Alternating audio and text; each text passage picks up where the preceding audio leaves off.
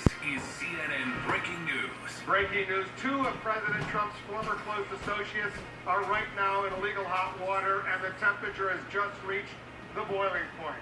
A jury finds former Trump campaign chairman Paul Manafort guilty on 8 counts, an assortment of tax fraud and bank charges, while the judge declares a mistrial on 10 other counts. And the president's longtime lawyer and fixer, Michael Cohen, was taken into custody by the FBI just before pleading guilty and facing prison time for tax and bank fraud charges, along with campaign finance charges linked to the hush money deals with Stormy Daniels and Karen McDougal. We have reporters standing by outside the courthouses in Virginia and New York, and I'll speak with Congressman Joaquin Castro of the Intelligence and Foreign Affairs Committees. Our correspondents and specialists are also standing by with full coverage. Let's begin with the verdict in the Paul Manafort trial.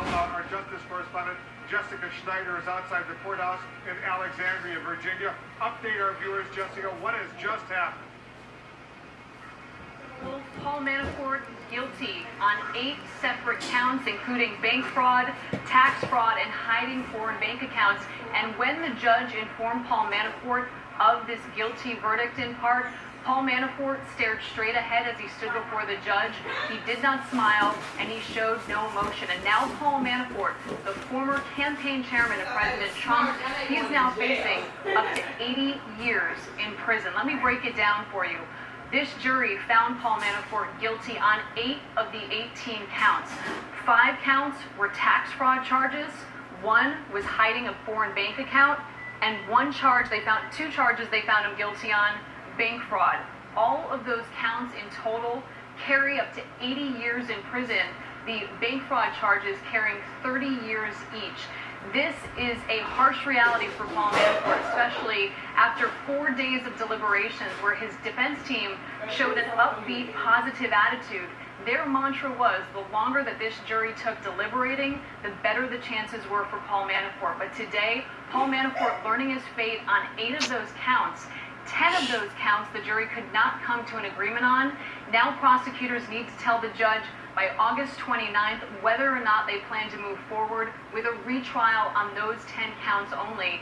But a stunning moment, or a few moments in court, Wolf.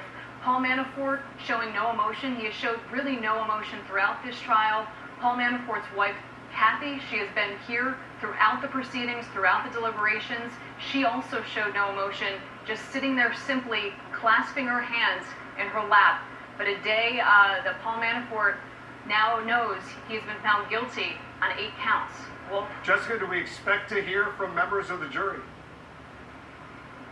It is unknown at this point, but the likely guess is that we won't hear from this jury. The jury has told the judge they do not want their names released. That was a question a little bit earlier, whether or not the judge might release their names. He ultimately decided he wouldn't, and the jury today stressing they do not want their names released. In addition, the judge told this jury that he recommends to them, he suggests that they stay quiet, that they not talk to the media.